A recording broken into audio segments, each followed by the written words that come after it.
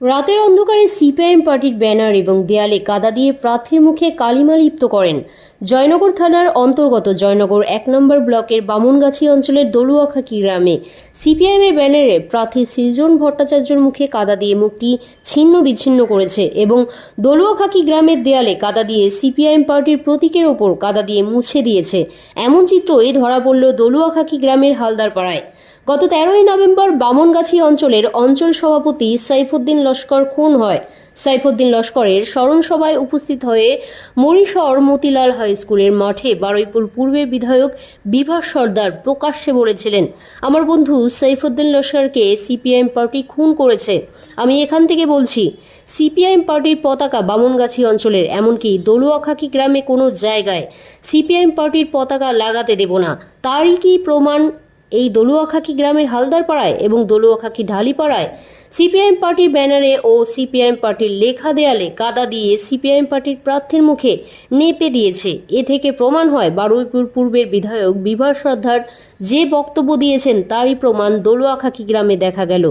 আজ দলুয়াখাকি গ্রামে বামনগাছি অঞ্চলের মোড়ে সিপিআইএম পার্টির পথসভায় উপস্থিত হয়েছিলেন সিপিআইএম পার্টির প্রার্থী সৃজন ভট্টাচার্যকে প্রশ্ন করা হলে তিনি বলেন, আমাদের ব্যানারে এবং দেয়ালে কাদা দিয়ে যে নেপে দিয়েছে তা আমাদের আরও বেশি উপকার হয়েছে, কারণ মানুষ বুঝতে পারছে তৃণমূল কংগ্রেসের ভরাডুবি হওয়ার সময় এসেছে। আমাদের কাদা দিয়ে নেপে দিক না কেন, মানুষ তাদের ভুল বুঝতে পারছে। তিনি দাবি করেন, যারা মানুষের পাশে সুখ দুঃখে সবসময় থাকবে তাদেরকে আপনারা তাকেই ভোট দেবেন।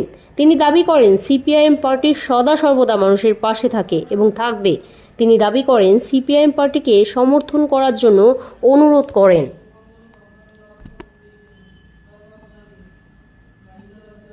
কয়েক মাস আগে বামনগাছি অঞ্চলের অঞ্চল সভাপতি সাইফুদ্দিন লস্কর মারা গেছে এবং মরিশর মতিলাল হাই স্কুলের মাঠে বারুইপুর পূর্বের বিধায়ক বিভাস সর্দার প্রকাশ্যে বলেছে বামনগাছি অঞ্চল তথা দলুয়াখাকি গ্রামে কোনো জায়গায় সিপিএমের পতাকা টাঙানো দেব না। সেই পরিপ্রেক্ষিতে কি আজ দলুয়াখাকি গ্রামে আপনি একজন প্রার্থী, আপনার প্রার্থীর মুখে কালিমা লিপ্ত করা হয়েছে দলুয়াখাকি হালদারপাড়া এবং ঢালিপাড়ায়। এই নিয়ে আপনি কি বলবেন? বলতামও ছাড়া আর কি বলবো, আমার এছাড়া অন্য কিছু বলার ভাষা নেই। এই করে সিপিএম কে মানুষের মন থেকে মুছবে? যাদের নিজেদের গায়ে কালি ঝুলি লেগে আছে তারা নিজেদের জামা থেকে একটুখানি কালি হাতে করে লাগিয়ে সিপিএম এর প্রতীকে লাগাতে চাইছে। আমরা সাফসূত্র আছি, মানুষের মনে আছি। যে লোক ওই দেওয়াল দেখবে সেই লোক বুঝবে সিপিএম কে ভয় পেয়ে কালিটা লাগিয়েছে, সে লোক বেশি বেশি করে সিপিএম কে ভোট দেবে, সেই মতো করেছে প্রস্তুত। যে কোনো মৃত্যুই দুঃখজনক।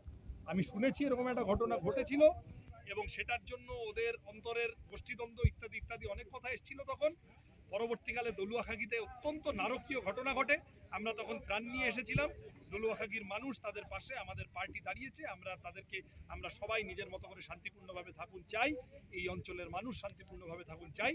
যারা কালি লেপতে আসছে তারা অশান্তি পাকাতে আসছে। জনগণ ভোটের দিন ভোটের বাক্সে তাদের মুখে চুনকালি মাখিয়ে। এটা কি এই বিষয় নিয়ে আপনি কি আইনের ব্যবস্থা নেবেন? এই যে কালিমা লিপ্ত শুনলাম, সবে খানিকক্ষণ আগে শুনলাম, দেখি। আমি আইনের ব্যবস্থা নিয়ে না নিই জনতার আদালত, এবং সেই আদালতে আমি আবার বললাম এগুলো বোকামো।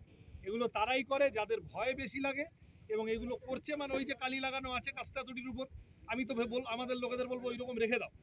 রোজ 5টা লোক ওখান দিয়ে আসবে যাবে, সে দেখবে যে সিপিএম কে ভয় পেয়ে কালি লাগিয়ে লেপে গেছে, রোজ আমাদের 5টা করে ভোট বাড়বে।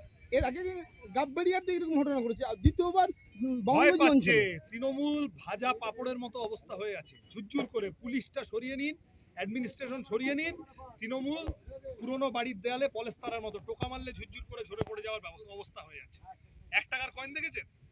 এখানে চলে আশেপাশে 1 টাকার কয়েন চলে, সব জায়গায় চলে না। 1 টাকার কয়েন ছোটটা বলছি, ছোট 1 টাকার কয়েন চলে না। ওই যে তৃণমূলটা হচ্ছে ছোট 1 টাকার কয়েন, মার্কেটে আছে কিন্তু লোকে বলছে দিচ্ছে না। ঠিক আছে, ভয় লাগছে বলে কাস্টা তুড়িকে ভয়, এবং সেইটা করার চেষ্টা, ওটা মানুষ পাত্তা দেয়।